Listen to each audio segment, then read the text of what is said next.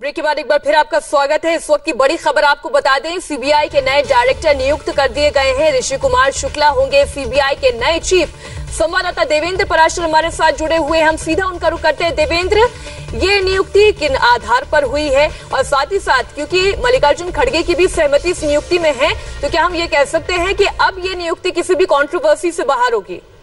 एक appointment committee of cabinet जो है उसने ये नियुक्ति किया है। उस नियुक्ति का जो आधार था, सीबीआई डायरेक्टर के लिए जो चयन समिति होती है जिसमें प्रधानमंत्री Narendra Modi, chief justice of India, इसके अलावा विपक्ष के सबसे बड़े विपक्षी दल के नेता मल्लिकार्जुन खड़गे शामिल थे, उसने जो पैनल सिफारिश की थी उस सिफारिश के आधार पर यह फैसला लिया गया था।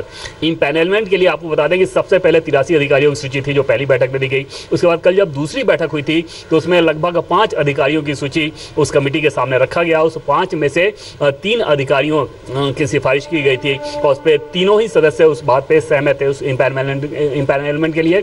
और जो एक दिलचस्प चीज मैं आपको बताऊं कि इन अधिकारियों की जो ग्रेडिंग की गई थी उसमें ऋषि कुमार शुक्ला का जो मार्क्स था वो 96% से ज्यादा था और तभी ये तय माना जा रहा था कि ऋषि शुक्ला ही अगले सीबीआई के डायरेक्टर होंगे। जो आधार था उसमें सुप्रीम कोर्ट ने जो बैरियर तय किया है कि कब से आपकी सर्विस शुरू होनी चाहिए वो तो था ही था, साथ ही साथ एजेंसी जो हैं इन सारी चीजों के आधार पर ग्रेडिंग तय की गई थी और उसमें ऋषि कुमार शुक्ला को सबसे ज्यादा मार्क्स मिले थे और उन्हें ही सरकार ने सीबीआई का डायरेक्टर अपॉइंट किया है। जी शुक्रिया देवेंद्र पूरी जानकारी के लिए आपका। फिलहाल वक्त एक छोटे से ब्रेक का है। ब्रेक के बाद राम मंदिर पर अखाड़ा परिषद ने सरकार को क्या अल्टीमेटम दिया?